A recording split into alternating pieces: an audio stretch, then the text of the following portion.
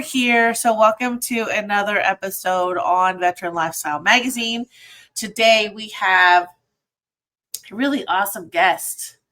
I'll talk about how I met him, but I'm just for what he does and who he is. It's just really cool to have him on here, and I can't wait for you to meet him. So we're gonna go ahead with it, and we're gonna introduce Ray Palousek. Hey, y'all. Hi, Ray. How are you doing? Never better. How are you? I'm a little stressed out, but you know how things work. Yeah.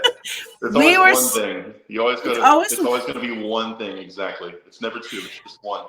It is. You get some really cool, expensive microphone, and then it decides it doesn't want to connect, and then you jumble with cables, and super fun times. So, thank you for being patient. Of course.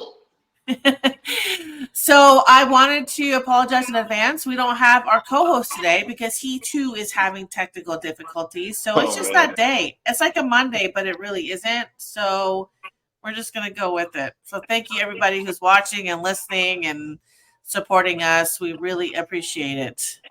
So, yay. We have our first.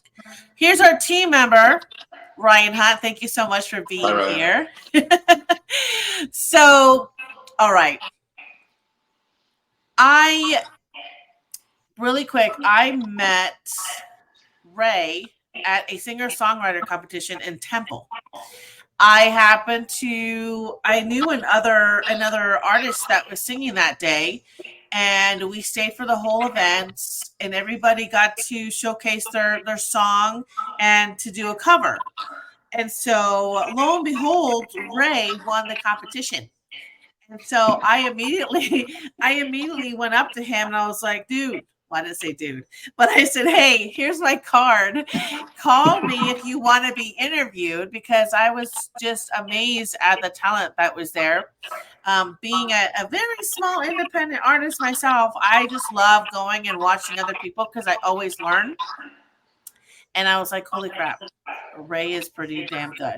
So he is actually a pianist, a singer, a songwriter, and a music educator from Holland, Texas. He has 15 years of experience already.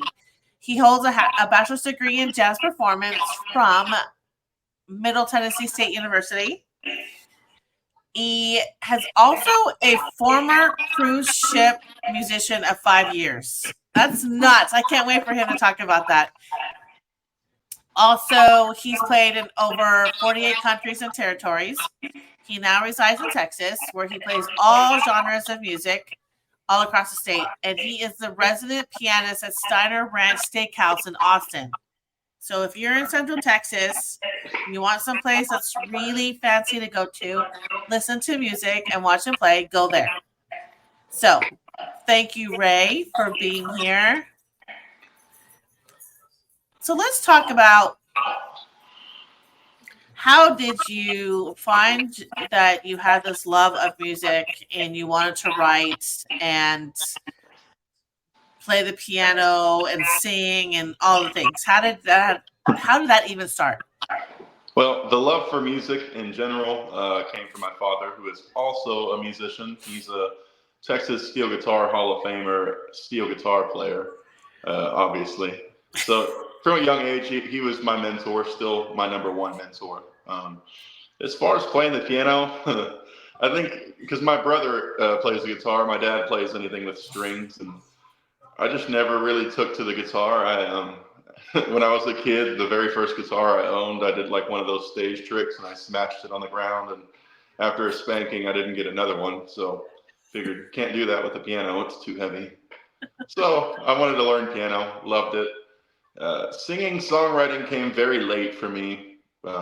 I'm talking maybe during college, I started writing songs because I found that I really enjoyed words and creating things, and also the feeling of being able to get some feelings out of yourself. It helps you as a coping mechanism. Writing, psychologists, all of them will tell you that journaling even is very helpful for mental health. So writing, singing was a product of the pandemic. I always had pitch, but just not very good technique or vocal confidence. And when that pandemic hit, I needed to do everything that I could to continue to make money playing music. And there were just doors opened when I started singing. So that was really, and then I found too, I guess, that singing is really a big part of my sound, and I never realized that before. So that's kind of how I came into all four of the things you just mentioned. So you say singing, it gave you some perspective of your sound. So can you explain that a little bit? Oh yeah, sorry. In jazz college, we all want to find our sound, our artistic voice, right? And I struggled to find mine. And then I started singing, and I feel like the combination of the vocals and the piano is like, that is my sound. I think I finally found it. That's what I mean by that, is it's me at my best. That's really cool. That is really, really cool. How does songwriting come to you? How do you find the melody, the harmony, all that? Because I know for me, I can write words down, but finding the instruments and all that in the background, I have a hard time with that. So how do you do that? It varies. Sometimes the song will come from something I'm playing on the piano. And from the piano chords, I'll hear a melody, and then I think, man, I need to put words to this melody, so it'll be kind of backwards. Sometimes I'll write, and it'll just be lyrics, like you're saying, and then I try and figure out the rhythm of the lyrics, the stressed and unstressed syllables, and see how it feels rhythmically, and then it turns into melody and chords after that. And as far as inspiration for the lyrics, comes from personal experience, people. Anybody that's made me feel anything, that's kind of where my lyrics come from. You make it sound so easy. And it's really awesome because you have, how many songs do you have out? I have 9 out so far. Okay, you have 9, and every one of them is different. It Yes. takes talent and just an experience to be able to make sure that everyone is different, and that's crazy to me. I don't know. I love it. It's just crazy for the rest of us, because I know Tammy Moses said here that she can write the words, but it's the musical part that's just it's difficult. So, right. All right, Tammy, come hang out sometime. I'll try and help put some music to your words. Okay. Okay, Tammy. So you're gonna come to Texas? I think it's I know I share a lot on my social media about music, how it heals, it's powerful, the words, the rhythm, all of that is just such a powerful tool. And I know for me, every time I sit at this computer, the first thing I do is I pop open Spotify. I want to listen to something, whether it's 1 song, 2 songs, 3 songs, whatever. That's what gets me going and makes such a difference in how my day is going to start. Yeah. Do you practice? Do you write every day? Do you practice every day? I mean, what kind of things? How are your days as a music artist? Okay. As far as practicing and writing every day, no. I need to be better about it. But when I was in college, and I would ask the same question to people who were professional musicians, they also said no. Most times, it's because I practice by doing. I do play 6 nights a week, and that's usually 3 hours of piano. So I'm behind the piano constantly. And then writing, I think we talked about this before. I really admire true songwriters who can just pull a song out of their brain like it's nothing, and then you hear about all these people whose process is to write 100 songs and then pick the best 10. And I just haven't figured that one out yet. I just am not a very practiced songwriter. The lyrics come from the inspiration. So I haven't written a song. I haven't completed a song in a few months. I've got bits and pieces of stuff. So it's not every day, no.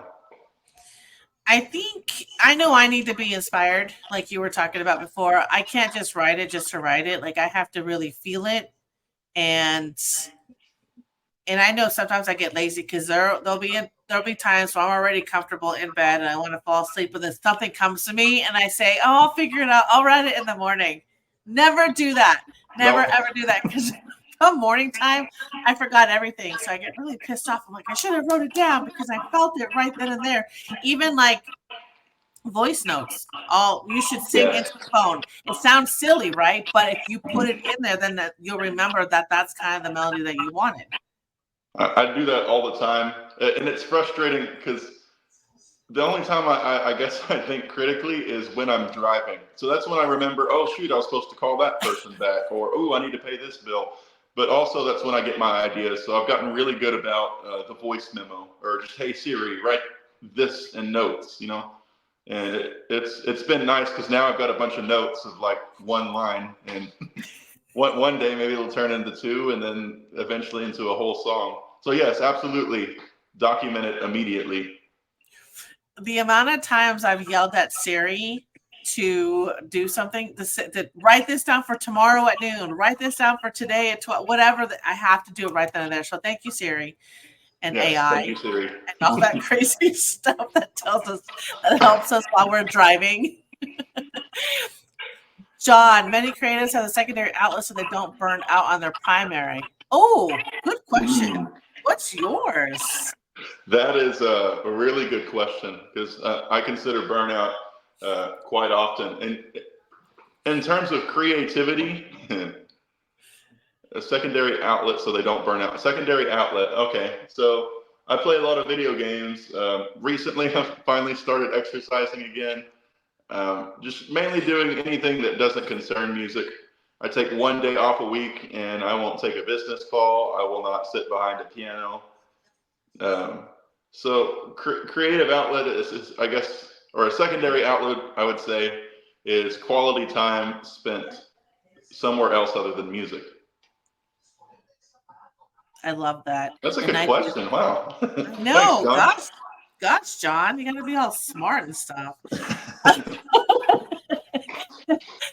That's such a great idea. I don't want you to, we've talked about this before, but I want everyone to know, just because for your age, you are so intelligent that the rest of us old people can learn from you. Can we just share your age so that we can be like, what? Yeah, I'm 27. 27, you guys, and already he has just a vast of experience for all over the world. Before I ask you about your whole cruise ship life, I remember us talking at Pluckers while we were drinking. You guys, it was a good time. Yeah, it was just water though, right? It was a big thing of water and some wings. You spoke about how you taught yourself to sing from YouTube. Yes.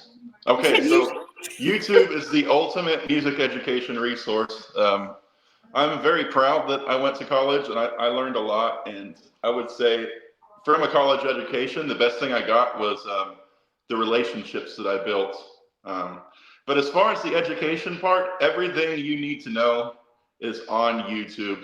If you are self-motivated and you're committed to learning, YouTube is an excellent resource. So when I started singing, I was looking mainly at two things. I was looking at vocal technique, and a great place to practice your vocals is alone in your car. So vocal technique that I would practice in my car, and just what song should I learn? And a lot of people have good opinions on what music you should be learning. So yes, YouTube. I learned to sing from YouTube lessons.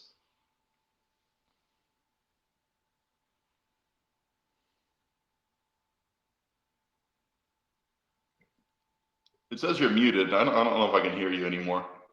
Oh no, that was me. Sorry. Okay, yes, I was. See, life. I used to sing in high school, but that was a million years ago. And so I've recently gotten back into it, teaching myself again, learning breath techniques and all that stuff. But I need to go to YouTube because I'm just amazed. How long did it take for you to finally be comfortable to sing in front of people after teaching yourself on YouTube? I would say it probably took about a year. It started pre-pandemic. I had been practicing, and I was slated to sing Friends in Low Places, just one song with the cruise ship band, and I was so nervous, and then the pandemic shut it down and I didn't have to. So then I would bring my friends over and I'd sing them, a song or two. Wow, you have a great voice, you should sing. And it what helped me is it did take a long time to have the confidence, but it's best to ease in there. Don't go and put yourself out there for 3.5 hours. I would go on back when I had a residency at Dead Fish Grill in Belton. I would play background piano music as I do now, and then I would just sing one song. Just sing one song. And you look around, and it's not everybody's in tears because it was so beautiful, and it's not people throwing tomatoes. It's kind of somewhere in the middle, and then somebody comes up and tips you and requests, "Do you know this song?" Well, no, I'll go home and learn it. And that was kind of the confidence. It was a very slow, gradual thing. That's so great. So were you nervous at the singer-songwriter competition in Belton or Temple? No. You were not? No. Okay. That's really cool. Not because I was confident or anything. It's just, you make the most of it. I wasn't really there to win, to be honest. There are a lot of incredible people to meet. And I've performed in so many capacities now that the performance anxiety doesn't really happen. The most important thing I am is I don't take anything I'm doing too seriously. And especially now that I work in the piano bar sort of scene, it's really about having fun and making sure people are really resonating with what you're doing up there. That's really good. It's a really important little tip for the rest of us who are. I always get nervous, and I've spoken in front of people quite a few times, but every time I still get nervous. I still get sweaty palms. I feel like, oh my God, what if they don't like it? But then I say, you know what? Just go up there and just do it. Just do it, right? I mean, you were asked to do it, so just go do it. Be yourself. Right. That's just me. Okay, now I want to talk about your cruise ship life for 5 years. Tell us how it started and then how was it? I know I was fascinated. I was like, can I go do that? Can I just leave all my dogs and just go on a cruise ship for 5 years? Well, I don't consider myself a former cruise ship employee. I call myself a former pirate because, we just travel around and drink a bunch of rum and other things. But that wasn't all it. So it was just great timing. I just graduated college. My first job was to be in the Air Force Band, and that fell through. So once one of my friends from college heard that, he put me in touch with an agent who hires for cruise ships. And they auditioned me via something like this. And so I guess in October 2019, I took my first cruise ship, and that was in Hawaii. And I loved it, and I loved Hawaii, and I was in the band back then. So I spent probably, and I say over the course of 5 years, I was really at sea about 2 years because there was that big pandemic in the middle. But yeah, it was a really nice experience, and then growing, salary increases, getting promoted, and then eventually winning the piano bar job on the ship, which I did for about a year.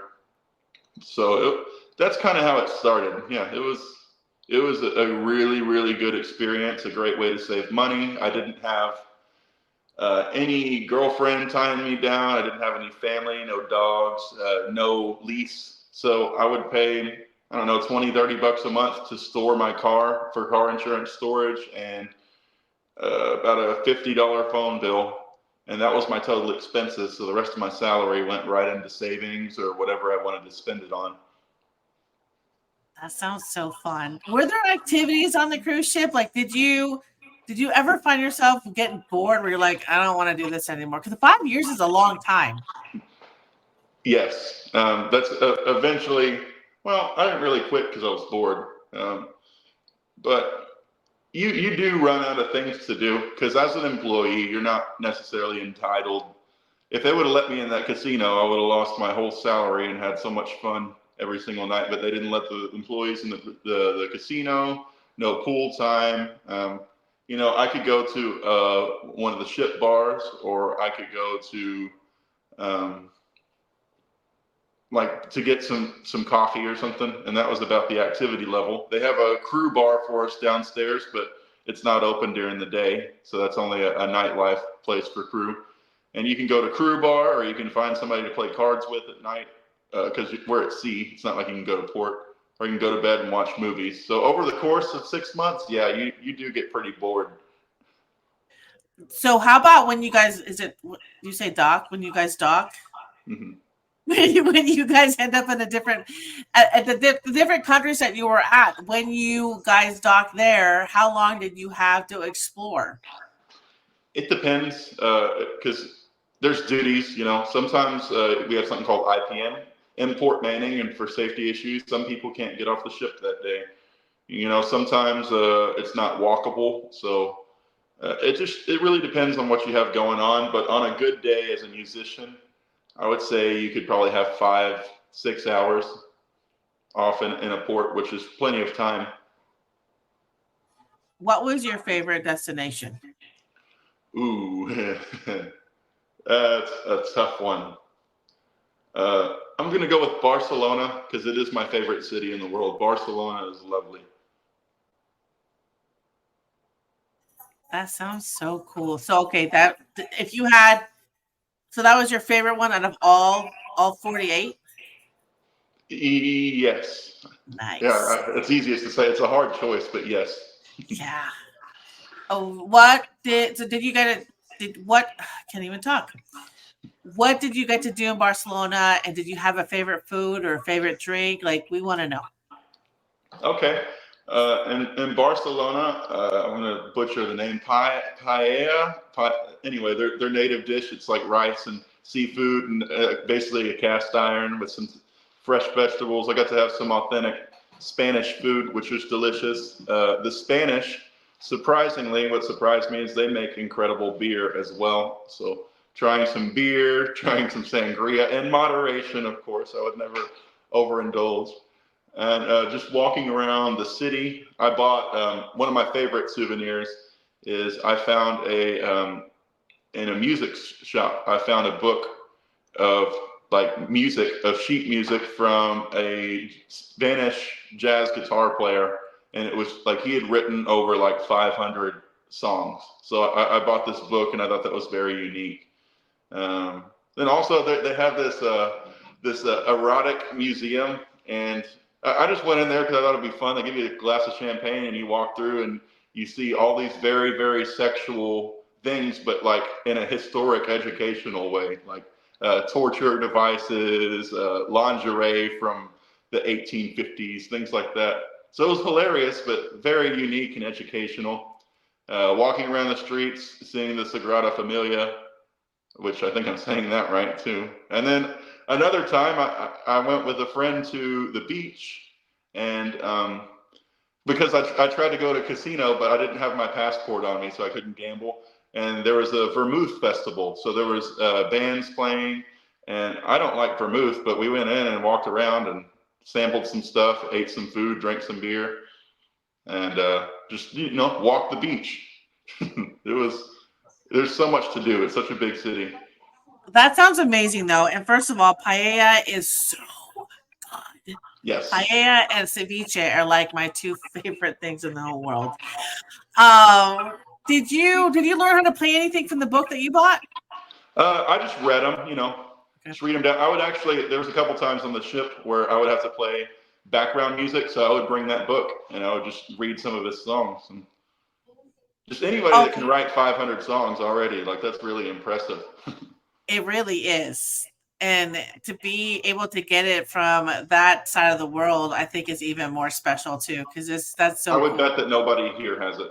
I bet I'm probably the only person in the United States that has that book. That's amazing. That's so amazing. Now I have to see it. Yeah, I'll bring it to you next time I meet you. That is so awesome. What do you? I know. There's something else I wanted to share. I wrote this down. Your mantra, which is very inspiring to me, is you said, "My fulfillment lies in being creative." Can you expand on that for the rest of us who wasn't privy to our conversation at Pluckers? Yeah. Okay. Well, yeah, my fulfillment comes from creativity, and in music, you try and find like a real purpose, and fulfillment can be hard at times because you'll go play those gigs and make no money with nobody listening. And I don't think any musician should reasonably have the goal to get rich and famous. Like, what motivates you, what fulfills you? I realize that as long as I can continue to be creative in any capacity, whether that's writing songs, whether that's even when I'm playing background music at the steakhouse and I'm trying to put a new spin on an old song, or improvising, or coming up with a way to get the crowd engaged. Creativity in any form. That's what fulfills me. So that's what I'm looking for every opportunity that I have to play music.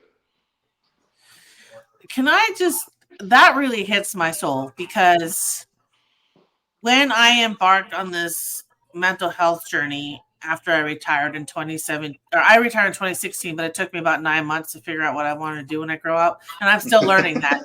But after you retire.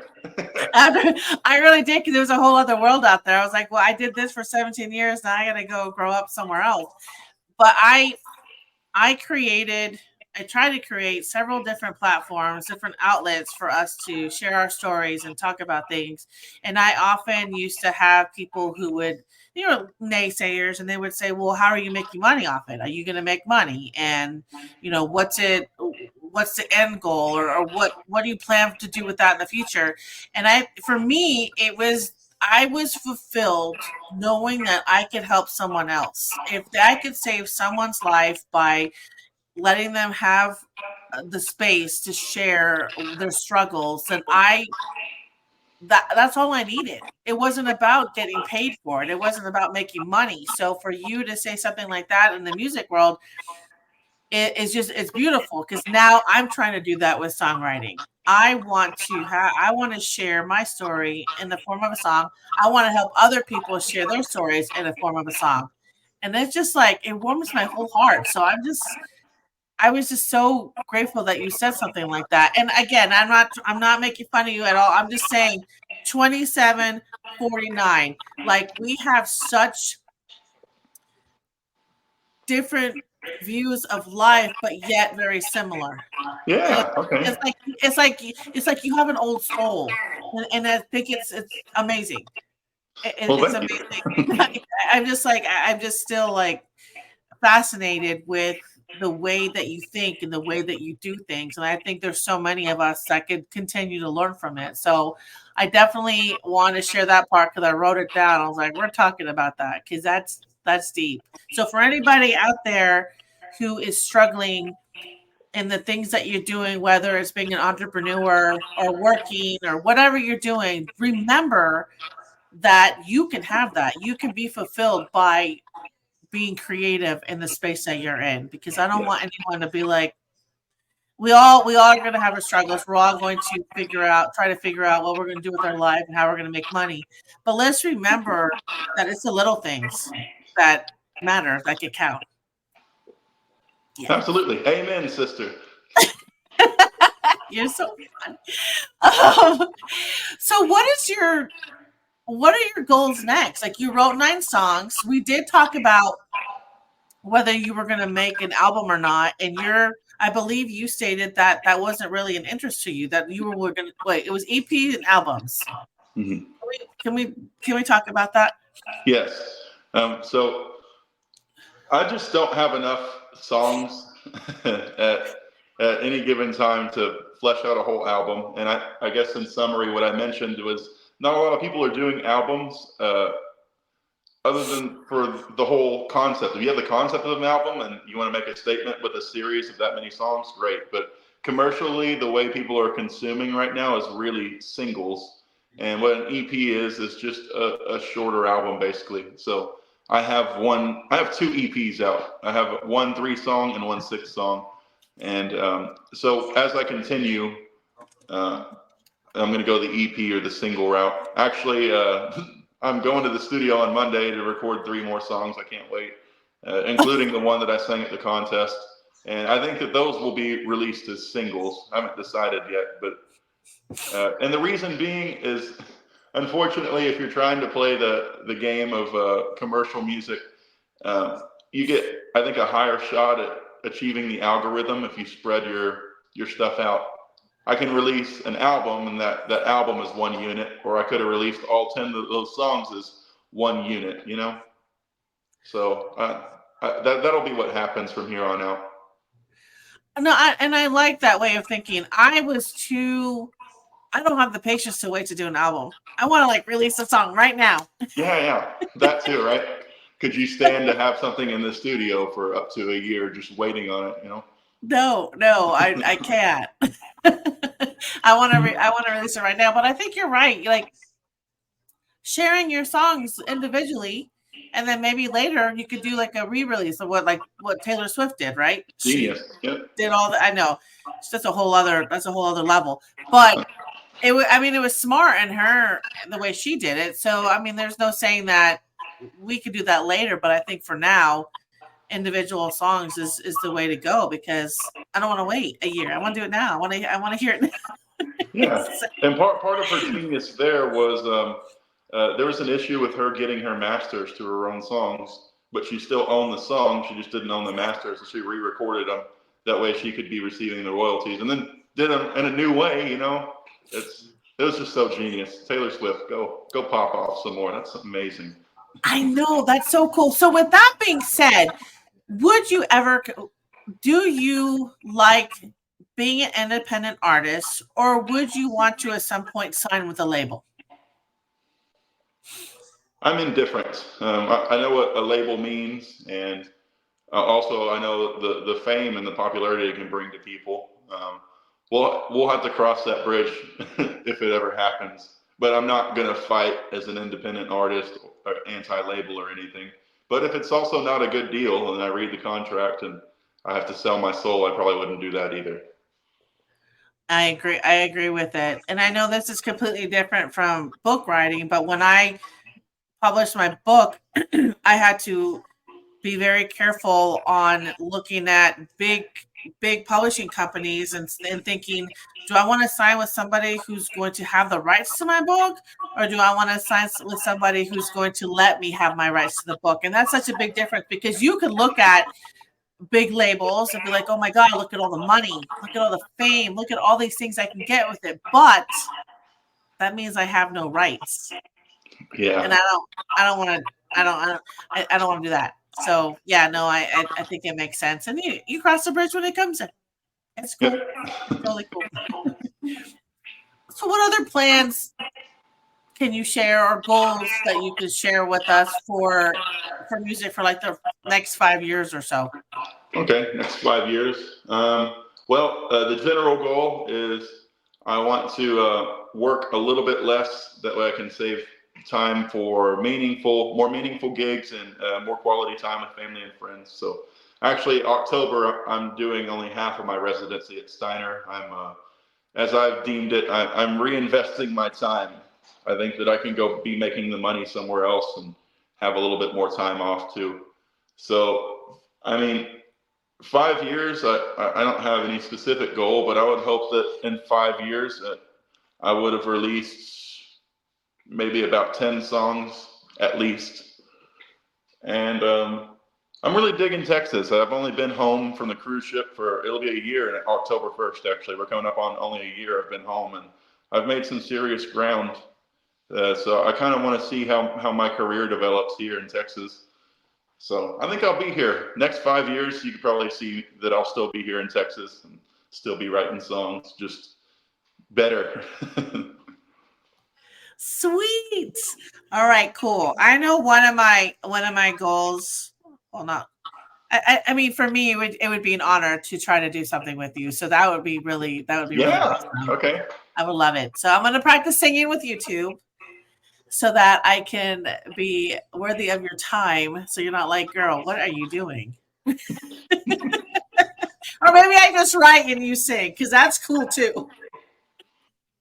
Well, I have listened to some of your music. Your daughter has an amazing voice. You should have her sing it. And I love the production, especially I don't remember which song it was, but you had some cool hi-hat stuff going on and like the painting. Like, yeah, I can tell that your education paid off.